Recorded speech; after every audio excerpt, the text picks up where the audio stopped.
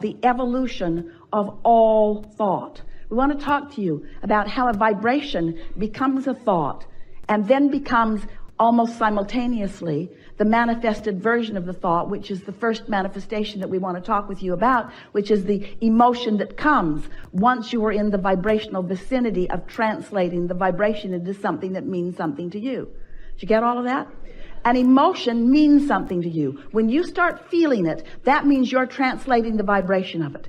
When you feel anything, whether it feels good or whether it feels not good, you are translating vibrations. And so you are already understanding at a vibrational level. You're already understanding the mix of vibrations that you've got going on.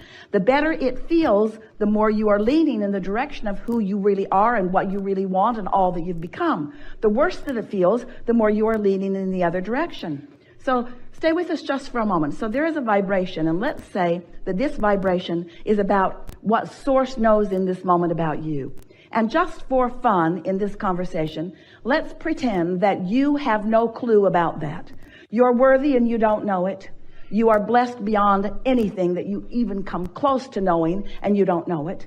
There is so much vibrationally about you that, let's say, you are in this moment unaware of. Maybe you've never been aware of it. Maybe you're just ornery and not aware of it right now, but you're not aware of it. It's a vibration that you are not tuned into. You've got your dial set somewhere else. But now, let's say that you've had a good night's sleep. The boat rocked you to sleep. Rockabye baby, isn't that nice? So you slept really good. You woke up feeling good. So now, just for fun, let's talk about you being in a good mood. You're in a good mood because you've not been focused upon anything that's put you in a bad mood. And so now, this vibration that you were not perceiving earlier, now you have a better opportunity to perceive it. And so now a thought occurs to you. Now that thought is that vibration moving, evolving toward the full manifestation that you want. And as the idea occurs to you, you are the perceiver of the vibration. Sort of see how that works? And then you have a feeling response to that thought. Feels like a good idea, feels like an interesting idea, feels like something that you want. So that is the vibration being perceived by you. So unless you do something to change the momentum of this vibration will become stronger. It will become more, which means it will become more discernible by you, provided you stay on the vibrational wavelength of it. So let's say you've meditated for a while. Let's say you've quieted your mind. Let's say you've quieted your mind so you've stopped thought, which means you've stopped all resistant thought. So you are right up to speed with the vibration of the Source within you. So now, as Source knows something, you know it too, just for a moment. You catch that glimpse of it. And unless you say, where'd that come from? That was weird, and talk yourself out of it, you are a perceiver of what Source knows about things that matter to you.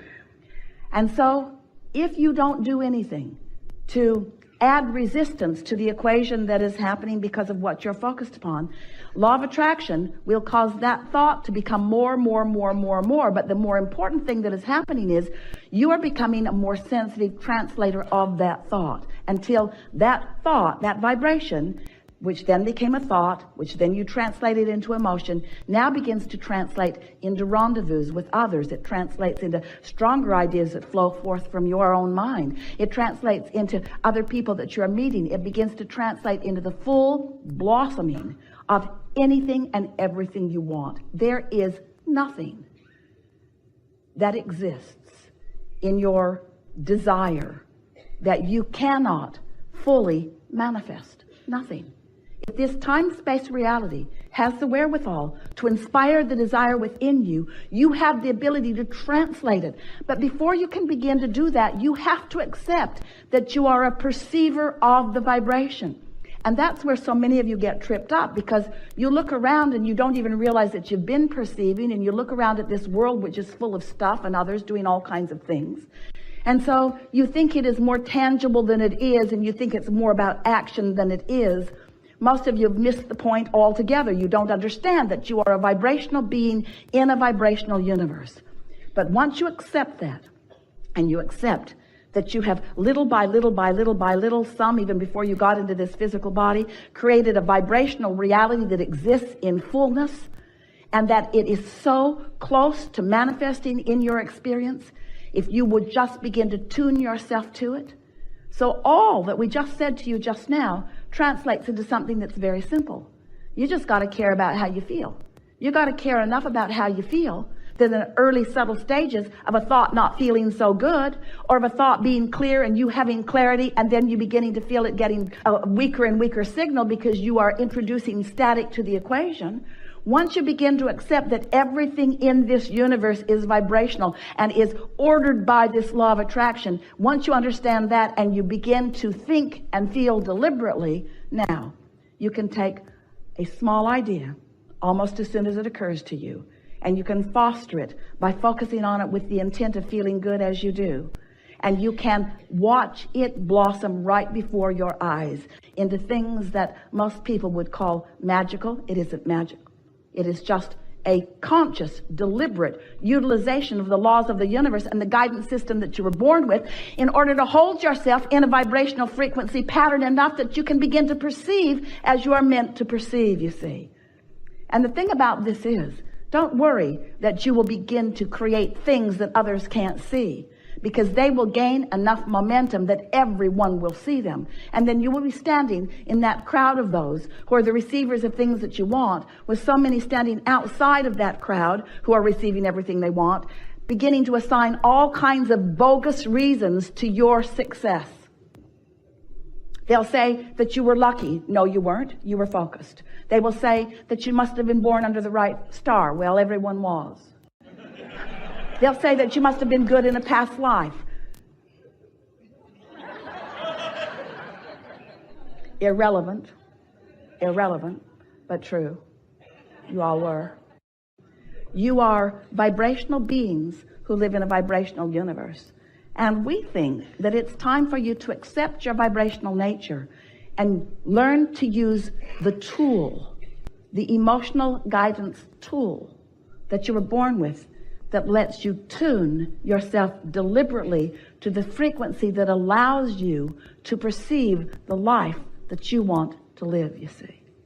It's so fun to live on purpose.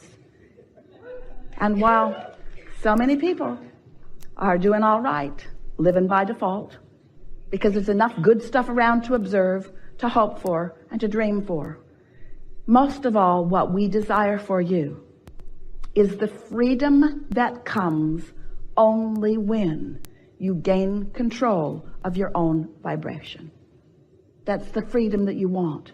The freedom to feel as good as you mean to feel, no matter what's going on anywhere around you, you see. So, almost everyone is offering their vibration in response to what they are observing. Almost everyone is living a rather conditional love experience. And we want to say to you that in most cases, you are looking for love in all the wrong places, because where it is in the harmonics between you and you. The relationship that you must foster, the relationship that you were born knowing about, is the relationship between the source and you here in your physical body, between that inner being part of you. Some refer it to you as your soul. We call it your inner being, but it is that source energy. It's that expanded version of you that has been expanding even today with different things that you've been thinking about and experiencing. So as you are seeking relationship with that relationship first, if the relationship between you and who you really are is primary to you, if feeling good matters most to you, then everything else will fall into place. Most humans who you know and most humans who you are living a rather conditional response to life. So if you look at something that feels good, you feel good. If you look at something that you want or like, it feels good. But if you look at something that you don't want or like, it doesn't feel good. You're responding to the condition. And that's the way it should be. We don't ever want you to find yourself deliberately trying to look at something unwanted and make yourself feel good. We said to Esther the other day, as she was trying to make herself feel good about something that she just did not feel good about, Esther, do you want to do a focus wheel on eating something that you don't want to eat? Do you think if you do enough focus wheels that you will suddenly begin to want to devour this thing that you really don't find pleasing? Do you think that's what we're talking about? It isn't what we're talking about. We're not trying to get you to like things you don't like. We want you to use your guidance in order to gravitate toward things that you do like. We just don't want you to need the condition to be exactly the way you want it to be before you can feel good. That conditional love will never work for you because it's backwards. We just explained to you why. There is the vibration, which becomes the thought and the emotion, and then it becomes the condition. But if you need the condition to be there before you can find the vibration, can you see how backwards that is? Also, it takes some time usually. There is an evolution that takes place. So sometimes there is this buffer of time before you are ready to perceive the full manifested version of it. So if you need the full manifested version of it before you can feel good, do you understand what that means? You're not going to be feeling good for quite a while. Do you feel how backwards that is? But if we can convince you that it is the feeling that you're going for, and we can show you how instantaneously or nearly so you can find the feeling of something, then you're home free. Because once you hone in on the feeling of it, and you're able to focus enough that you can keep that feeling present within you, then the manifestation of it is very short to come. Do you follow that? That's the best explanation of why you're wanting to focus upon the thought of it and find the emotion of it. Our physical friends, that's you, don't really like this conversation very much usually because you want to translate it into this. Oh, Abraham, you just want us to feel good about not having that thing we want. And we say, yes, it's true. We do. We want you to focus upon the essence of it and find the vibrational essence of it and find the pleasure from the vibrational essence of it because we know what's coming next. And also, we think it's nice to feel good now, don't you? And anyway, can you think of anything that you want, whether it's a relationship or a material object, a circumstance or an event, a pile of money? Can you think of anything that you want that is for any other reason other than you think you will feel better or feel good in the having of it? So if you can show yourself how quickly you can focus yourself into feeling good, what's going to happen is you're going to feel good way more often. You're going to find that freedom that only comes from feeling good, because freedom that you're looking for is the freedom from the oppression of the resistance that you are introducing into the equation. Can you imagine how wonderful it is when you are feeling good so much more of the time, catching in the early subtle stages the vibrational discord? And then can you imagine the momentum that ensues as the details of the life that you've been carving out begin to flow into manifested, perceived experience by you? Those who are watching from the outside of this knowledge will say to you, what magic beans have you been swallowing? I just barely heard you begin talking about that, and already it is something that is fully manifested in your experience.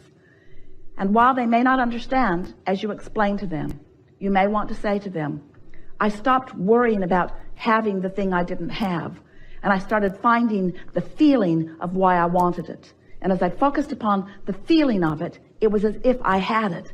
And then before I turned around, there it was. What is it that you want to talk about with us? There is a lot of trouble in this room.